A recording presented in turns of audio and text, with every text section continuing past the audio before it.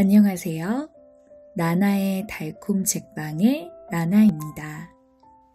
하루의 피곤함을 내려놓고 편하게 들어주세요. 구독과 좋아요는 저에게 큰 힘이 됩니다. 그럼 이제 시작합니다.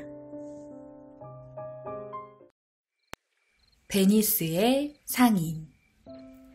아름다운 물의 도시 베니스에 안토니오라는 젊은 상인이 살고 있었어요. 부지런하고 인정 많은 안토니오는 어려운 사람을 보면 그냥 지나치는 일이 없었죠. 배고픈 사람에게는 빵을 사주고 헐벗은 사람에게는 옷을 벗어주었어요.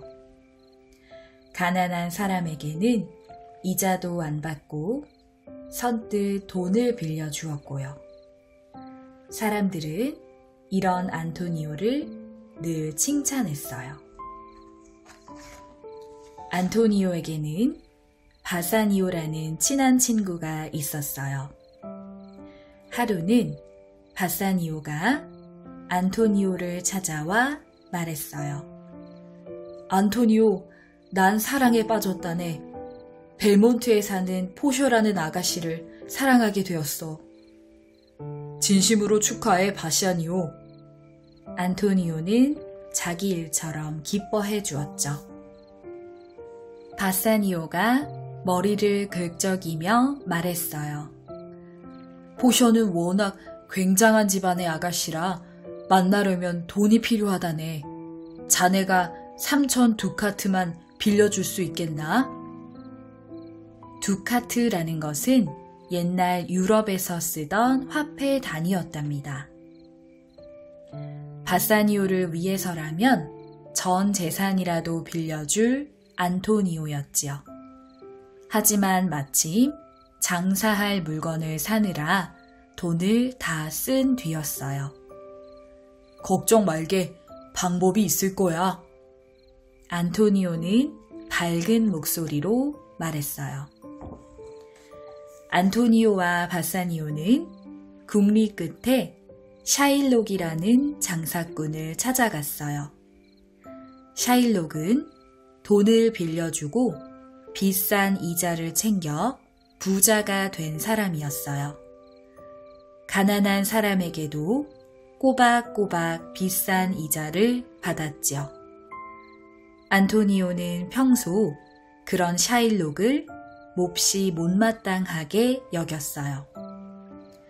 내 친구에게 지금 당장 3,000 두카트가 필요하오.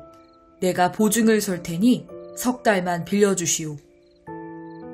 샤일록은 속으로 콧방귀를 뀌었어요. 나를 고약한 장사꾼 취급했겠다. 어디 맛 좀 봐라. 샤일록은 기분 나쁜 웃음을 지으며 안토니오에게 말했어요. 물론 빌려드리지요. 이자는 필요 없소. 샤일록은 계약서를 한 장 내밀었어요. 다만 돈을 갚지 못하면 당신의 가슴살 1파운드를 떼기로 합시다. 돈을 못 갚는 일은 절대 없을 거요. 바사니오가 한사코 말렸지만 안토니오는 서명을 했어요. 안토니오 덕분에 바사니오는 포셔에게 사랑을 고백할 수 있었어요. 포셔와 바사니오는 결혼을 약속했죠.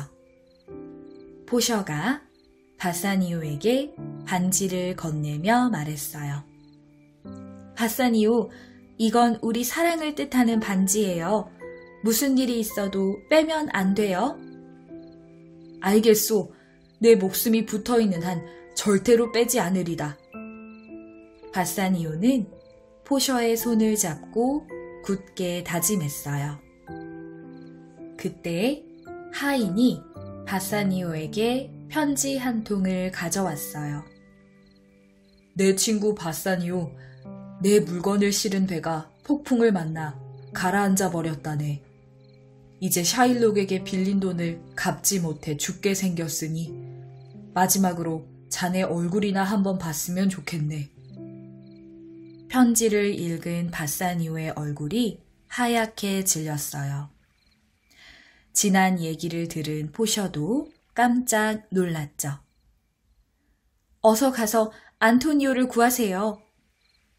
바사니오는 서둘러 포셔와 결혼을 하고 곧바로 포셔가 마련해준 돈을 갖고 베니스로 떠났어요. 바사니오가 도착했을 때는 안토니오의 재판이 코앞이었어요. 계약서대로라면 꼼짝없이 안토니오가 살을 도려내야 했죠. 포셔는 가만히 기다리고만 있을 수 없어서 판사인 사촌 오빠에게 도와달라고 했어요. 오빠, 제발 제가 그 법정의 판사로 가게 해주세요. 그건 안 된다. 딱 한 번만요. 포셔의 부탁에 못 이겨 사촌 오빠는 판사 옷을 빌려주었어요. 재판날 포셔는 판사로 꾸미고 법정에 들어섰어요. 어찌나 감쪽 같은지 바사니오조차 알아보지 못했죠. 포셔는 점잖은 목소리로 샤일록에게 물었어요. 샤일록은 자비를 베풀어 안토니오를 살려줄 수 없습니까? 절대 그럴 수 없습니다. 계약서대로 하겠습니다. 샤일록은 눈썹 하나 까딱 않고 말했어요. 그럼 빌려준 돈의 3배를 받고 용서할 수는 없습니까? 절대 그럴 수 없습니다. 샤일록의 대답은 얼음보다 차가웠죠. 그렇다면 안토니오는 칼을 받을 준비를 하십시오. 판사의 말에 법정 안이 술렁이기 시작했어요. 안토니오, 이제 네 살을 내놔라. 샤일록이 안토니오에게 막 칼을 들이밀 참이었어요. 잠깐!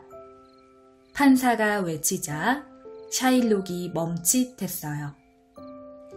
이 계약서에는 살을 떼어간다고 했지 피를 가져간다는 말은 없소. 안토니오의 피를 한 방울이라도 가져간다면 당신 재산을 모두 압수할 것이오. 판사의 훌륭한 판결에 휘파람과 박수 소리가 터져 나왔어요. 샤일록은 얼굴을 일그러뜨리며 파르르 떨었어요. 그럼 차라리 돈을 받겠습니다. 샤일록의 말에 판사는 고개를 저었어요. 이미 늦었소. 당신은 계약서대로 하길 바라지 않았소? 게다가 죄 없는 시민의 목숨을 빼앗으려 했으니 당신 재산을 모두 압수하겠소. 지혜로운 판결에 사람들은 고개를 끄덕이며 감탄했어요. 안토니오와 바사니오는 서로 얼싸안고 기쁨의 눈물을 흘렸죠. 재판이 끝난 뒤 바사니오는 판사에게 인사를 하러 갔어요. 판사가 포셔인 줄은 꿈에도 모른 채 말이에요. 훌륭한 재판장님, 덕분에 저와 제 친구가 살았습니다. 감사의 뜻으로 선물을 하고 싶습니다만. 바사니오의 말에 포셔는 장난을 치고 싶어졌어요.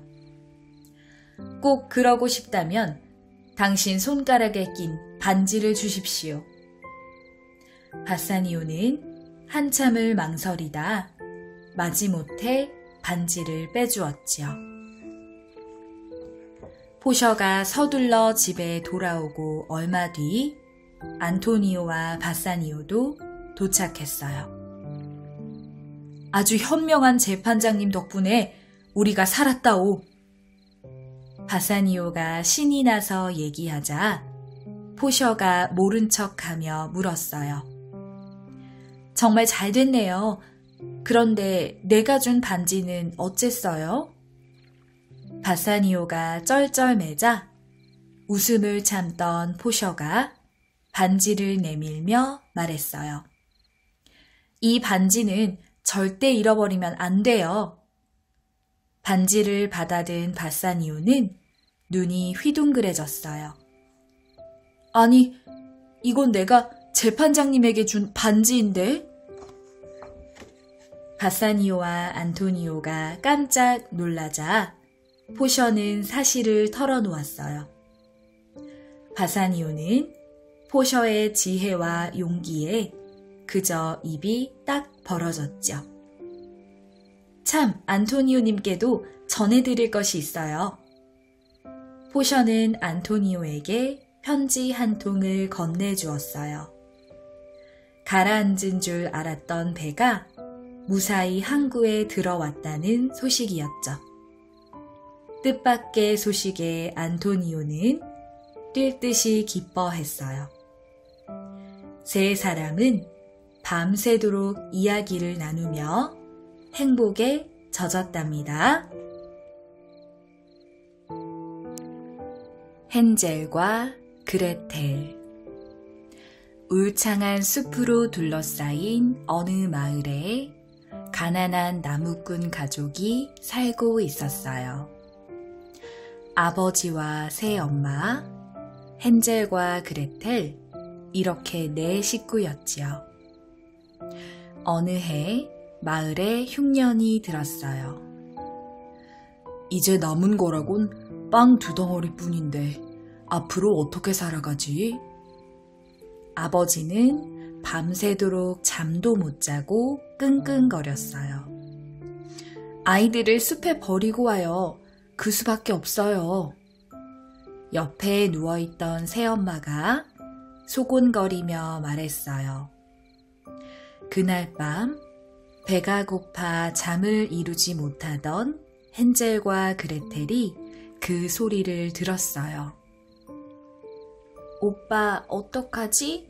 우릴 버리려나 봐. 그레텔은 눈물을 뚝뚝 흘리며 말했어요. 우지 마, 그레텔. 내게 좋은 생각이 있으니까. 부모님이 잠들자 헨젤은 살금살금 밖으로 나갔어요. 마당에는 달빛에 반짝이는 하얀 조약돌이 널려 있었죠. 헨젤은 조약돌을 주머니에 한가득 주워 담았어요. 이튿날 새벽이 되자 새엄마는 아이들을 깨웠어요. 어서 일어나, 이 게으름뱅이들아. 오늘은 숲에 가서 나무를 해야 해. 헨젤과 그레텔은 부모님을 따라 나섰어요. 숲으로 가는 길에 헨젤은 몇 번이고 뒤를 돌아보았어요. 헨젤, 빨리 안 따라오고 뭐 하는 거니? 아버지가 묻자 헨젤이 대답했어요. 하얀 새끼 고양이가 우리 집 지붕 위에 앉아 인사를 하잖아요. 그러자 새엄마가 무섭게 꾸짖었어요. 바보 같은 녀석, 고양이가 어디 있다고 그래? 그건 아침 햇살을 받아 굴뚝이 빛나는 거야. 사실 헨젤은 고양이를 본 게 아니라 길에 조약돌을 한 개씩 떨어뜨렸던 거예요. 깊은 숲에 이르자 새엄마가 말했어요. 너희들은 여기서 기다려. 나무를 다 하면 데리러 올 테니까. 하지만 해가 지도록 부모님은 돌아오지 않았어요. 헨젤은 우는 그레텔을 달래며 달이 뜨기만을 기다렸어요. 얼마 뒤 하늘에 둥근 보름달이 떠올랐어요.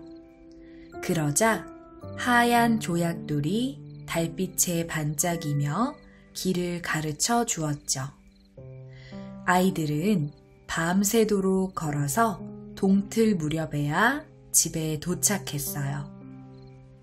헨젤이 똑똑 문을 두드리자 새엄마가 문을 열며 소리쳤어요.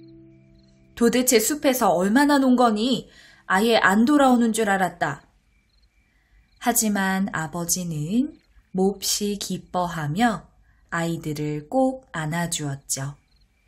아이들을 버리고 와서 마음이 아팠거든요. 얼마 뒤 다시 마을에 흉년이 들었어요. 새 엄마는 아이들을 버리자고 아버지를 또 졸라댔어요. 이번에도 아이들이 그 이야기를 모두 듣고 말았죠. 부모님이 잠들자 헨젤은 조약돌을 주우러 나가려고 했어요. 그런데 문이 잠겨 있었어요. 새엄마가 일부러 잠가 놓았던 거예요. 헨젤은 우는 그레텔을 달래며 말했어요. 걱정 마, 그레텔. 하느님이 우릴 도와주실 거야. 이튿날 새벽, 새엄마는 아이들을 흔들어 깨웠어요. 그러고는 아주 작은 빵을 한 조각씩 나눠주었죠. 숲으로 가는 길에 헨젤은 몇 번이고 뒤를 돌아보았어요. 헨젤, 왜 자꾸 두리번거리니? 아버지가 묻자 헨젤이 대답했어요. 조그만 비둘기가 우리 집 지붕 위에 앉아 인사를 하잖아요. 그러자 새엄마가 무섭게 꾸짖었어요. 바보 같은 녀석, 비둘기가 어디 있다고 그래? 그건 아침 햇살을 받아 굴뚝이 빛나는 거야. 사실 헨젤은 비둘기를 본 게 아니었어요. 주머니에 넣어둔 빵을 한 조각씩 길에 떨어뜨렸던 거지요. 지난번보다 훨씬 더 깊은 숲에 이르자 새엄마가 말했어요. 우린 나무를 해올 테니 너희들은 여기서 놀고 있으렴. 부모님을 기다리다 아이들은 깜빡 잠이 들었어요. 눈을 떴을 때는 이미 주위가 어두컴컴했지요. 달이 떠오르자 헨젤은 그레텔의 손을 잡고 길을 찾아 나섰어요. 그런데 아침에 뿌려둔 빵 조각들이 보이지 않았어요. 숲에 사는 새들이 다 쪼아먹어 버렸거든요. 아이들은 숲속을 헤매며 밤새 걸었어요. 다음 날도 걷고 그 다음 날 아침이 되도록 걸었지요. 헨젤과 그레텔은 너무 지쳐 나무에 기대어 잠시 쉬기로 했어요. 그때 어디선가 눈처럼 하얗고 예쁜 새가 나타나 노래를 불렀어요. 얼마나 고운 노래인지 아이들은 가만히 귀를 기울였죠. 새는 노래를 마치자 호르르 숲속으로 날아갔어요. 아이들도 새를 따라 더 깊은 숲속으로 들어갔죠. 새는 어느 오두막집 지붕 위에 살며시 내려앉았어요. 아이들이 다가가 보니 그 집은 빵과 과자로 지어졌고 창문은 사탕으로 되어 있었어요. 헨젤은 뛸 듯이 좋아하며 지붕을 뜯어먹고 그레텔은 유리창을 통째로 떼어내 먹어 치웠죠. 그때 문이 벌컥 열리더니 쭈글쭈글 주름트성이 할머니가 나왔어요. 참 귀여운 꼬마들이로구나. 이리 오렴. 안에 맛있는 게 더 많이 있단다. 아이들은 할머니를 따라 오두막집 안으로 들어갔어요. 할머니는 우유와 케이크, 사과, 호두 등 맛있는 음식을 내주고 따뜻한 잠자리를 마련해 주었어요. 사실 할머니는 아이들을 잡아먹는 무서운 마귀 할멈이었죠. 마귀 할멈은 헨젤이 잠들자 헛간에 가둬버렸어요. 마귀 할멈은 그레텔을 흔들어 깨우며 소리쳤어요. 어서 네 오빠에게 줄 음식을 만들어라. 통통하게 살이 찌면 잡아먹게 말이다. 그레텔은 엉엉 울었지만 아무 소용 없었어요. 그레텔은 헨젤에게 구운 닭이며 달콤한 잼을 바른 빵을 갖다 주었어요. 오빠, 먹지 마. 많이 먹으면 잡아먹힐 거야. 걱정 마. 마귀알몸은 눈이 아주 나빠. 마귀알몸의 눈을 속이면 된다고. 날이 갈수록 헨젤의 볼은 통통해져 갔고 그레텔은 애가 타 발을 동동 굴렀지요. 어느 날 아침 마귀 할멈은 헛간으로 가서 헨젤에게 말했어요. 자, 손가락을 내밀어 봐라. 얼마나 살이 쪘는지 보자꾸나. 헨젤은 손가락 대신 먹고 남은 닭뼈를 내밀었어요. 이거야 원. 그렇게 먹여도 이 모양이라니. 어쩔 수 없군. 그냥 잡아먹는 수밖에. 마귀 할멈은 이렇게 중얼거린 뒤 큰 소리로 외쳤어요. 그레텔, 물을 길어오너라. 그냥 먹어치우는 게 낫겠다. 그레텔이 물을 길어오자 마귀 할멈이 말했어요. 우선 빵부터 구워야겠다. 화덕 안에 들어가 알맞게 달궈졌는지 살펴봐라. 마귀 할멈은 그레텔을 먼저 구워 먹을 속셈이었던 거예요. 영리한 그레텔은 그 사실을 눈치채고도 모른 척 물었어요. 화덕 문이 저렇게 작은데 어떻게 들어가요?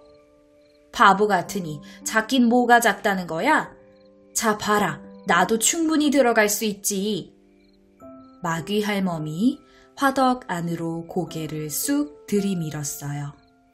그 순간 그레텔은 마귀 할멈을 힘껏 화덕 안으로 밀어 넣었어요. 그러고는 재빨리 화덕 문을 잠가버렸죠. 그레텔은 쏜살같이 헨젤에게 달려갔어요. 오빠, 어서 나와. 마귀 할멈이 죽었어. 헨젤과 그레텔은 마귀 할멈의 집을 살펴보았어요. 집 안에는 구석구석 보석이 산더미처럼 쌓여 있었죠. 며칠 뒤 아이들은 다시 집으로 돌아왔어요. 그 사이 새엄마는 죽고 아버지만 쓸쓸하게 집을 지키고 있었어요. 아이들은 한달음에 집 안으로 달려 들어가 아버지 품에 안겼어요. 마귀 할멈의 집에서 가져온 보석 덕분에 부자가 된 세 식구는 그 뒤 오래오래 행복하게 살았답니다. 황금강의 왕. 옛날 오스트리아의 어느 깊은 산속에 보물골짜기라는 마을이 있었어요. 노을이 질 때면 서쪽 폭포가 황금처럼 빛나서 사람들은 폭포를 황금강이라고 불렀죠. 곡식과 과일이 잘 자라는 보물 골짜기에는 슈바르츠, 한스, 글룩 이렇게 3형제가 살고 있었어요. 12살 난 글룩은 마음씨가 착했지만 두 형 슈바르츠와 한스는 사납고 욕심이 많았어요. 배고픈 사람들이 찾아오면 욕을 하며 내쫓았고 글룩에겐 매질을 하며 하루 종일 일만 시켰어요. 아까운 과일을 다 먹어치운다고 새와 벌레들을 마구 죽이기도 했지요. 비바람이 몰아치던 어느 날이었어요. 글룩 혼자 집에 있을 때 이상한 옷차림을 한 노인이 찾아왔어요. 글룩은 온몸이 흠뻑 젖은 노인을 벽난로가로 데려가 고기를 구워주었죠. 그때 쾅 문이 열리며 형들이 돌아왔어요. 누가 이런 거지를 집안에 들였어? 어서 썩 나가지 못해? 형들은 불같이 화내며 소리를 질렀어요. 너희들은 동정심이라곤 손톱만치도 없구나. 오늘 밤 12시에 한 번 더 찾아와서 내가 누구인지 똑똑히 보여주겠다. 노인의 말에 형들은 큰 소리로 웃어댔어요. 글룩은 고기 한 점도 못 먹고 다락으로 쫓겨났죠. 시계가 12시를 알릴 때였어요. 우르르 쾅쾅. 갑자기 요란한 소리가 나더니 방 안으로 물이 콸콸 쏟아져 들어오지 않겠어요? 뭐야? 무슨 일이야? 두 형은 몹시 놀랐어요. 바로 몇 시간 전에 내쫓은 노인이 부서진 문짝을 밟고 서 있었거든요. 나는 남서풍이다. 이제 너희는 보물 골짜기에 살 자격이 없어. 형들은 겁에 질려 온몸을 덜덜 떨었어요. 홍수가 휩쓸고 간 보물 골짜기에는 집도 나무도 곡식도 아무것도 남아있지 않았어요. 그 다음부터는 1년 내내 비가 한 방울도 내리지 않았죠. 보물 골짜기는 점점 더 메마른 땅이 되었답니다. 형제들은 보물 골짜기를 떠나 도시로 가서 금에다 구리를 섞어 물건을 만들어 팔았어요. 하지만 장사가 그다지 시원치 않아서 형들은 매일 술만 마셔댔어요. 그러던 어느 날 형들은 글룩이 아끼는 찻잔을 빼앗았어요. 찻잔은 삼촌이 글룩에게 선물로 준 것이었죠. 이걸 녹여서 그럴듯한 물건을 만들어 팔자고. 형들은 찻잔을 도가니에 휙 던져 넣었어요. 여기서 도가니라는 것은 쇠붙이를 녹이는 커다란 그릇을 말해요. 찻잔에 새겨진 남자의 멋진 수염이 도가니 안에서 천천히 녹아내렸어요. 안녕, 잘 가. 너에게 정말 미안하구나. 글룩은 찻잔에게 작별 인사를 하고 슬픈 마음으로 창가에 앉아 노을을 바라보았어요. 멀리 산꼭대기에서 폭포가 번쩍이며 떨어져 내렸지요. 아, 저 폭포가 진짜 황금이라면. 글룩! 갑자기 등 뒤에서 목소리가 들려왔어요. 깜짝 놀라 돌아보니 웬 난쟁이가 서 있었어요. 당신은 제 찻잔에 새겨있던 사람이 아닌가요? 그렇다. 나는 마법에서 풀려난 황금강의 왕이다. 글룩은 두 눈이 휘둥그레졌어요. 내 걱정을 해주다니 너는 정말 고운 마음씨를 가졌구나. 방금 폭포가 황금이면 좋겠다고 했지? 글룩은 고개를 끄덕였어요. 저 산꼭대기 폭포가 시작되는 곳에 착한 사람이 맑은 물을 섞어 넣으면 황금강의 물이 진짜 금으로 변할 거야. 하지만 못된 사람은 무서운 벌을 받게 될 것이다. 말을 마친 난쟁이는 수증기를 피우며 사라져 버렸어요.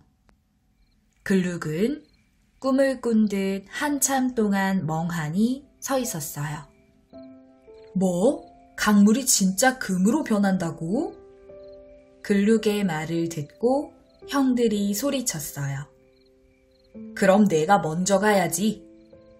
한스가 서둘러 물병을 갖고 길을 떠났어요.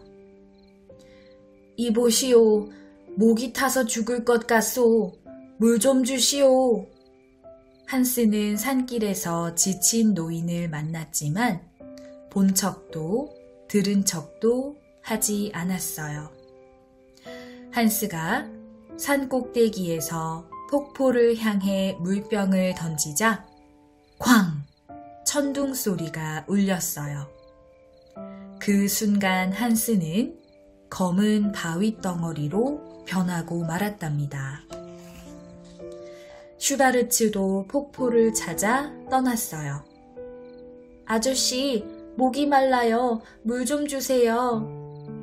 슈바르츠는 산길에서 몹시 지친 아이를 만났지만 코웃음을 치며 지나쳤어요.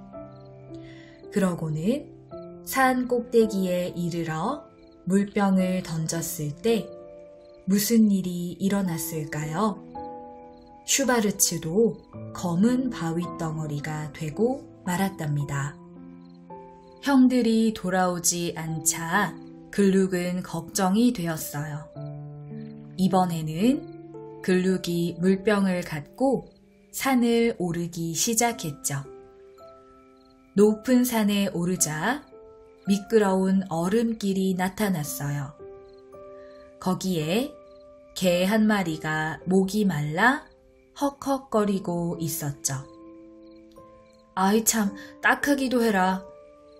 글룩이 물을 나눠주자 개는 살랑살랑 꼬리를 흔들었어요. 그런데 잠시 후 하얀 수증기가 피어오르더니 개가 황금강의 왕으로 변하지 않겠어요? 당신은? 놀라지 마라, 글룩. 이제 남은 일을 마치고 나서 네가 살던 보물 골짜기로 돌아가거라. 글룩은 폭포를 향해 물병을 던지고 산을 내려왔어요. 놀랍게도 곡식과 과일이 잘 자라는 기름진 땅이 눈 앞에 펼쳐졌어요. 글룩의 따뜻한 마음처럼 황금빛 강물이 보물 골짜기로 흘러들고 있었답니다. 고양이 목에 방울 달기. 어느 시골집 헛간에 쥐들이 살고 있었어요. 쥐들은 부지런히 먹이를 물어다 집더미 속에 꼭꼭 숨겨두었어요. 헛간 안에 있는 집더미는 쥐들의 보금자리였죠. 시도 때도 없이 쥐들이 들락날락거리자 주인 아주머니는 고양이를 한 마리 사가지고 왔어요. 날쌘 고양이는 닥치는 대로 쥐를 잡아먹었죠. 어느 날 밤 참다 못한 쥐들이 회의를 열었어요. 회의장은 시끌시끌 와글와글 정신이 없었어요. 그때 대장 쥐인 회색귀가 말했어요. 고양이 때문에 마음대로 돌아다닐 수가 없어. 이대로 있다가는 모두 굶어 죽고 말 거야. 고양이를 피해 다닐 좋은 방법이 없을까? 그러자 회의장이 갑자기 조용해졌어요. 쥐들은 멀뚱멀뚱 서로 얼굴만 쳐다보았죠. 좋은 수가 있어. 나서기 좋아하는 흰수염이 벌떡 일어나 말했어요. 좋은 수라니? 좀 더 자세히 얘기해봐. 회색귀가 흰수염을 바라보며 귀를 쫑긋 세웠어요. 고양이 목에 방울을 다는 거야. 그럼 움직일 때마다 딸랑딸랑 소리가 날 테니 고양이가 어디 있는지 금방 알 수 있잖아. 흰수염이 우쭐대며 대답했죠. 흰수염 만세! 고양이 목에 방울을 달 생각을 하다니 자네는 천재야. 쥐들은 기뻐 소리를 지르며 서로 끌어안았어요. 흰수염은 어깨를 으쓱 추어 올리며 씩 웃었죠. 왜 좀 더 일찍 그 생각을 못했지? 이제 마음 놓고 돌아다닐 수 있겠어. 쥐들은 덩실덩실 춤을 추었어요. 그때 가만히 생각에 잠긴 쥐 한 마리가 있었어요. 바로 갈색 등이었죠. 자네는 왜 그러고 있나? 회색 귀가 묻자 갈색 등이 머리를 갸웃거리며 말했어요. 고양이 목에 방울을 달면 좋지. 그런데 누가 달 건데? 그 순간 회의장은 찬물을 끼얹은 듯 조용해졌어요. 모두 움찔하며 서로 눈치만 살폈죠. 흰수염, 네가 가서 고양이 목에 방울을 달 거니? 갈색 등이 흰수염에게 물었어요. 왜 내가 가야 하지? 흰수염이 겁에 질린 얼굴로 되물었어요. 그야 네가 의견을 냈으니까. 갈색 등이 흰수염을 쳐다보며 얘기했죠. 싫어, 나는 못해. 흰수염은 온몸을 부르르 떨더니 슬그머니 꽁무니를 뺐어요. 그러자 쥐들이 하나 둘 회의장을 빠져나가기 시작했어요. 말은 누가 못해. 그걸 행동으로 옮길 수 있어야지. 갈색 등이 허허 웃으며 말했어요. 맞아. 회색 귀가 고개를 끄덕이며 맞장구를 쳤죠. 한밤중에 열린 쥐들의 회의는 그렇게 끝이 나고 말았어요. 그래서 쥐들은 지금도 고양이의 눈치를 슬슬 보며 살고 있답니다. 서울쥐와 시골쥐. 어느 날 시골에 사는 쥐가 서울에 놀러 왔어요. 서울에 사는 친구 쥐에게 초대를 받았거든요. 서울쥐는 멋진 곳을 구경시켜주고 맛있는 음식도 실컷 먹게 해주마 약속을 했죠. 둘은 해가 질 때까지 시내 여기저기를 돌아다녔어요. 서울에는 신기하고 재미난 구경거리가 정말 많았죠.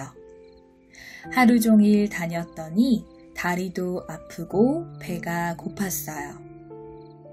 서울쥐는 시골쥐를 으리으리한 식당으로 데려가 맛있는 냄새가 솔솔 풍겨 나오는 주방 안으로 들어갔어요.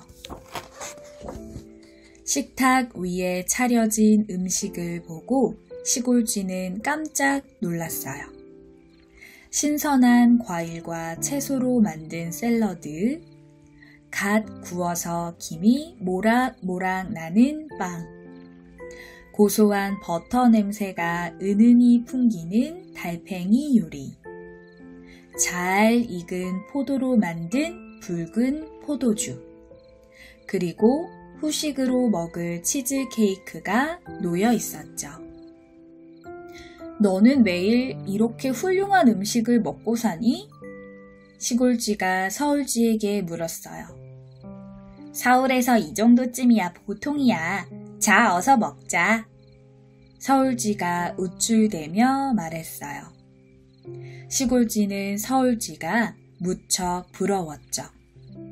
그런데 시골쥐가 막 포크를 집어드는 순간 뚜벅뚜벅 발소리가 다가오더니 문이 벌컥 열렸어요.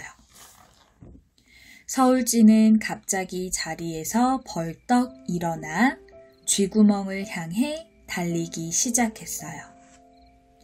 시골쥐도 서울쥐를 따라 냅다 달렸지요. 시골쥐는 이마에서 식은땀이 비오듯 흐르고 가슴은 방망이질을 하는 것처럼 두근두근 뛰었어요. 다리가 후들후들 떨려 서 있기조차 힘들었죠. 한참 뒤 발소리가 사라지자 서울쥐와 시골쥐는 다시 주방 안으로 들어갔어요. 별일 아니야. 아무 걱정 말고 많이 먹어. 서울쥐는 아무 일도 없었다는 듯 먼저 음식을 먹었어요. 하지만 시골쥐는 아무것도 먹을 수가 없었죠. 너무 놀라서 입맛이 싹 달아나 버렸거든요. 잘 있어. 난 그만 돌아갈래. 서울이 멋지긴 한데 난 시골 우리 집이 더 좋아. 시골쥐는 서울쥐에게 작별 인사를 하고는 뒤도 돌아보지 않고 서울을 떠났어요.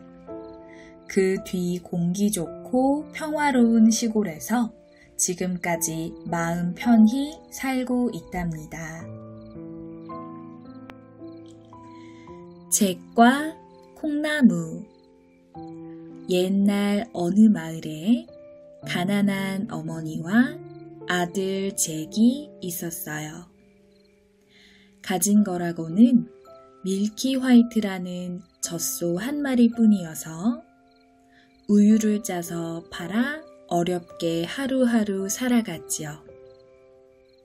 그러던 어느 날 젖소에게서 젖이 한 방울도 나오지 않았어요. 아무래도 밀키 화이트를 팔아야겠다. 마침 오늘이 장날이니 다녀오너라. 어머니가 고삐를 건네주자 잭은 밀키 화이트를 끌고 집을 나섰어요. 잭은 얼마 못 가서 한 할아버지를 만났어요. 잭, 어딜 가는 거니? 신기하게도 할아버지는 잭의 이름을 알고 있었어요. 안녕하세요. 젖소를 팔러 장에 가는 길이에요. 마침 잘 됐구나. 젖소를 이 콩하고 바꾸자. 이건 신기한 콩이라서 심어두면 하룻밤에 하늘까지 자란단다. 정말이에요? 잭은 당장 콩과 젖소를 바꿔 집으로 돌아갔어요. 잭, 벌써 왔니? 그래, 밀키 화이트를 얼마에 팔았니? 어머니가 묻자 잭은 호주머니에서 콩을 꺼내 보이며 말했어요. 이 콩하고 젖소를 바꿨어요. 이런 바보야. 젖소를 겨우 콩하라고 바꾸다니. 꼴도 보기 싫다. 어머니는 콩을 창밖으로 던져버렸어요. 잭은 저녁을 굶은 채 다락방으로 쫓겨났지요.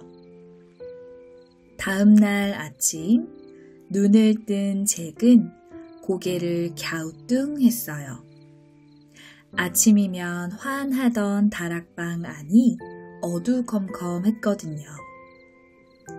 창문을 내다본 잭은 깜짝 놀랐어요.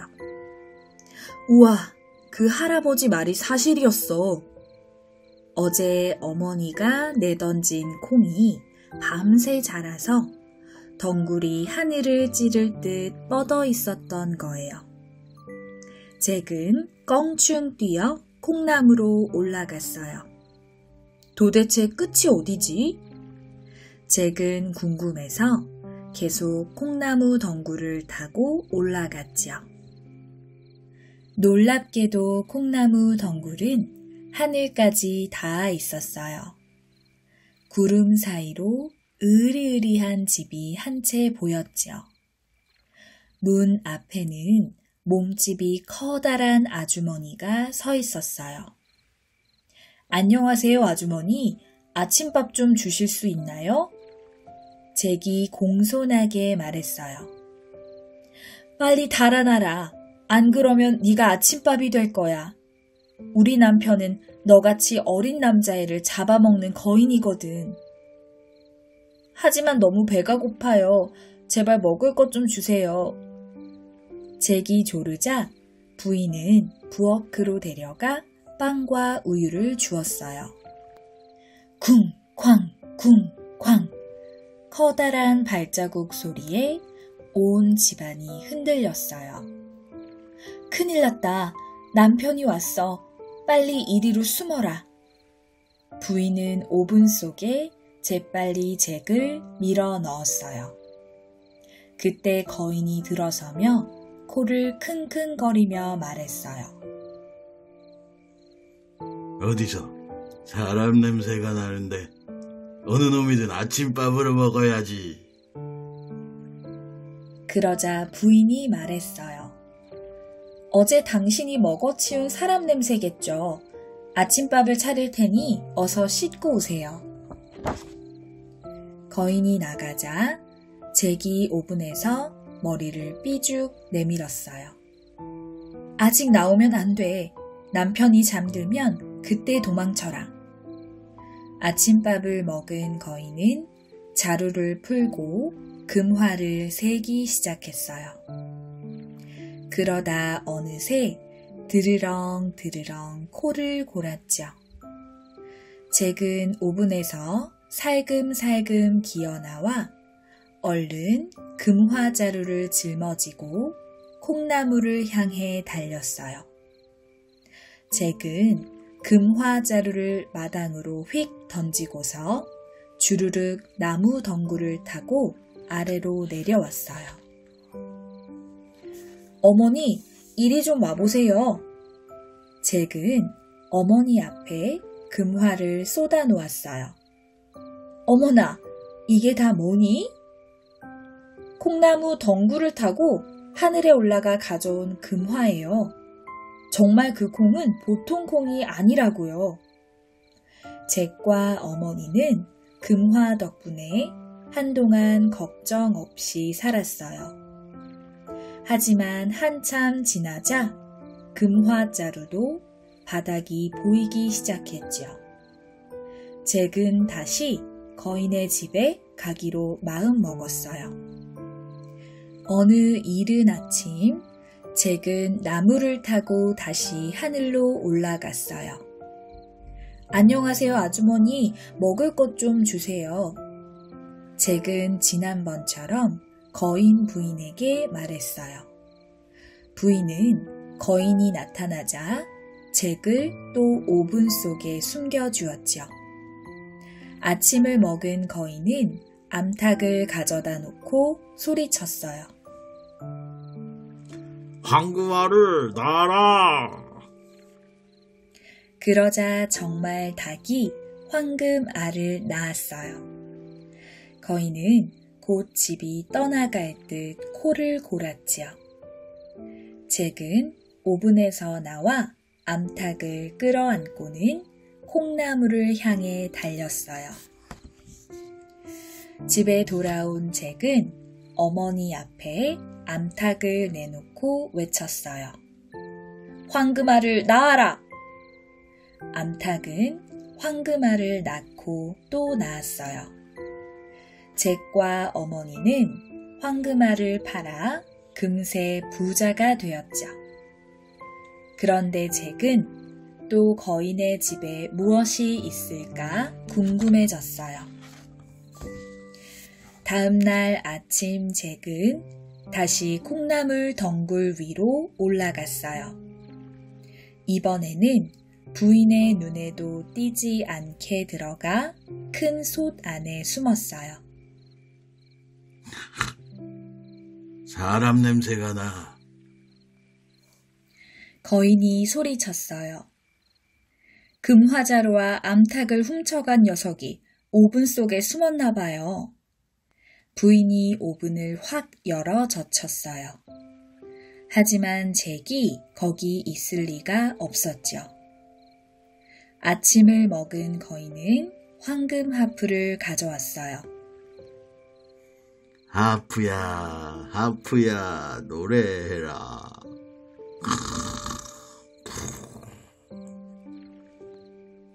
하프가 아름다운 소리를 내자 거인은 드르렁 드르렁 코를 골았어요. 그 틈을 타 잭은 재빨리 하프를 안고 달아났지요. 그때 하프가 소리쳤어요. 주인님, 주인님! 거인은 그 소리를 듣고 화들짝 잠에서 깨어났어요. 이놈, 당장 거기 서지 못해? 거인은 천둥처럼 소리치며 뒤를 쫓아왔어요. 잭은 걸음아 나 살려라 도망쳐서 나무에 올라탔어요. 거인도 뒤따라 올라타자 나무가 휘청거렸죠. 저 아래로 지붕이 보이자 잭이 소리쳤어요. 어머니, 도끼를 가져오세요. 어머니는 도끼를 들고 뛰어나오다 깜짝 놀라 우뚝 서고 말았어요. 구름 사이로 거인의 커다란 다리가 보였거든요. 잭은 땅에 내려오자마자 도끼로 나무 밑동을 힘껏 내리쳤어요. 쿵 소리가 나면서 거인이 떨어지자 그 위로 콩나무 덩굴이 와르르 덮쳐버렸지요. 잭은 어머니에게 황금 하프를 보여주며 말했어요. 하프야, 하프야, 노래해라. 그러자 아름다운 음악이 울려 퍼졌지요. 잭과 어머니는 황금 하프와 황금알을 낳는 암탉 덕분에 아주 큰 부자가 되었어요. 그 뒤 잭은 아름다운 공주를 아내로 맞아 어머니를 모시고 오래오래 잘 살았답니다. 벌거벗은 임금님. 옛날에 새 옷을 몹시 좋아하는 임금님이 살았어요. 임금님은 나랏 일을 돌볼 생각은 않고 새 옷 입고 멋내는 것만 좋아했죠. 하루에도 몇 번씩 옷을 갈아입느라 바빴어요. 임금님이 새 옷을 좋아한다는 소문이 이웃 나라에까지 퍼졌어요. 어느 날 시장에 두 사기꾼이 나타났어요. 사기꾼들은 사람들 앞에서 큰 소리로 허풍을 떨었죠. 우리는 세상에서 가장 아름다운 옷감을 짤 수 있습니다. 바보의 눈에는 보이지 않는 신비한 옷감입니다. 신비한 옷감 이야기는 널리 퍼져나갔어요. 임금님은 그 소문을 듣고 잘 됐다고 생각했죠. 장관들 중 누가 똑똑하고 누가 바보인지 가려낼 수 있을 테니까요. 임금님은 두 사기꾼을 궁전으로 불러들여 명령했어요. 당장 신비한 옷감을 짜서 새 옷을 만들어라. 사기꾼들은 넓은 방에 배틀을 들여놓고 옷감을 짜기 시작했어요.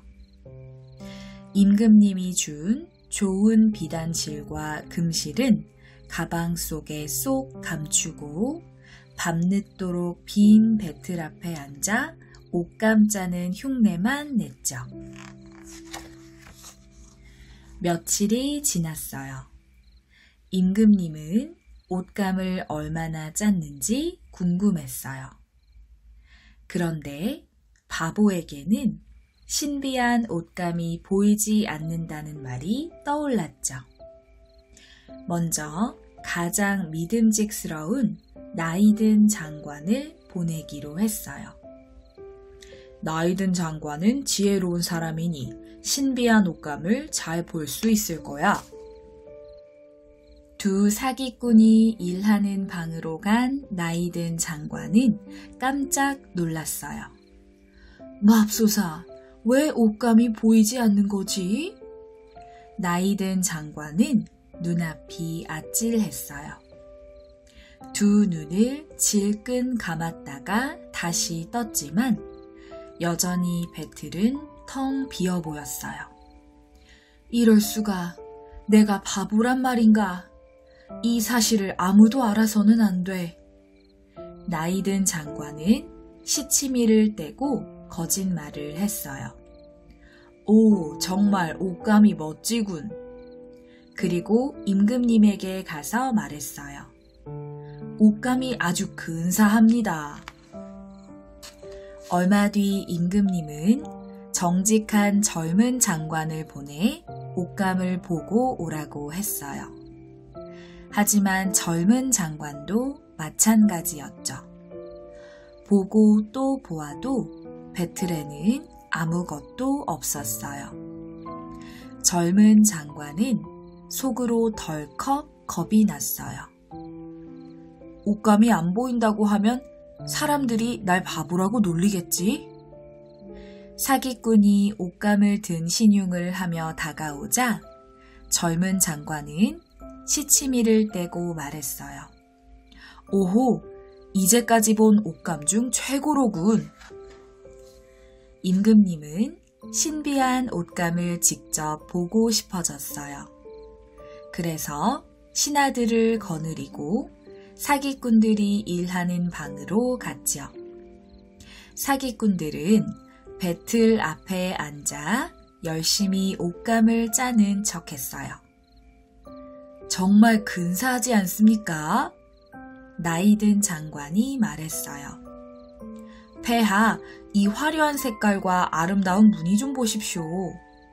젊은 장관도 배틀을 가리키며 말했어요. 배틀에 다가간 임금님은 깜짝 놀랐어요. 이럴 수가, 아무것도 보이지 않네. 내가 바보란 말인가? 임금님은 눈앞이 캄캄했지만 시치미를 뚝 떼고 껄껄 웃으며 말했어요. 오, 아름답다. 내 마음에 쏙 드는구나. 신하들도 맞장구를 쳤어요. 정말 훌륭합니다. 폐하, 옷이 다 만들어지면 백성들에게도 보여주시지요. 임금님은 두 사기꾼에게 훈장을 내리고 자루 가득 금화도 채워주었어요. 나라 안은 신비한 옷감 이야기로 떠들썩했죠. 사람들은 임금님의 새 옷을 구경할 날을 손꼽아 기다렸어요. 임금님이 행진하기로 한 전날이었어요. 사기꾼들은 수많은 촛불을 켜놓고 밤새 일하는 척했어요. 배틀에서 옷감을 빼내는 척하더니 허공에 대고 싹둑싹둑 가위질하는 척하고 그런 다음 실도 꿰지 않은 바늘로 꿰매는 척했지요. 이튿날 날이 밝자 사기꾼들은 큰 소리로 외쳤어요. 임금님, 드디어 새 옷을 다 만들었습니다. 두 사기꾼은 옷을 들고 있는 것처럼 두 팔을 높이 쳐들고 말했어요. 폐하, 이건 바지이고, 이건 윗옷이고, 이건 망토입니다. 이 옷은 거미줄처럼 가벼워서 아무것도 안 입은 것 같을 겁니다. 그게 바로 이 옷의 장점입니다. 신하들은 마치 옷이 보이는 듯 감탄했어요. 아하, 그렇군요. 신하들이 감탄하자 임금님도 고개를 끄덕였죠. 사기꾼들은 임금님의 팔과 다리를 올렸다 내렸다 하면서 조심조심 새 옷을 입히는 신용을 했어요. 임금님은 거울 앞에 서서 몸을 이리저리 비춰보며 신하들에게 물었어요. 내가 입은 새 옷이 어떤가? 신하들은 입을 모아 칭찬했어요. 폐하, 정말 멋지십니다. 그러자 임금님은 흐뭇하게 웃으며 말했어요. 내 맘에도 쏙 드는구나. 이제껏 입어본 옷 중에 최고야. 드디어 임금님의 행진이 시작됐어요. 시중들이 망토자락을 붙든 것처럼 두 손을 들고 임금님 뒤를 따랐어요. 임금님의 새 옷을 구경하려고 모여든 사람들이 말했어요. 저 망토 좀 봐. 정말 화려해. 와, 디자인이 너무 고상해. 사람들이 박수를 치며 옷을 칭찬하자 임금님은 더욱 우쭐해서 걸어갔죠. 그때 한 아이가 외쳤어요. 에이, 임금님이 옷을 하나도 안 입었잖아. 그러자 여기저기서 사람들이 수군거렸어요. 임금님이 아무것도 입지 않았대. 그래, 나도 들었어. 임금님이 벌거벗었대. 아이가 한 말은 순식간에 사람들 사이에 퍼졌어요. 사람들은 웃음을 터뜨리며 한 번에 외쳤죠. 임금님이 벌거벗었대. 임금님은 얼굴이 새빨개졌어요. 사람들 말이 맞는 것 같았거든요. 하지만 행진은 계속해야 해. 임금님은 더욱 당당하게 걸어갔죠. 시종들은 잊지도 않은 임금님의 망토자락을 높이 쳐들고 쫄래쫄래 그 뒤를 따라갔답니다.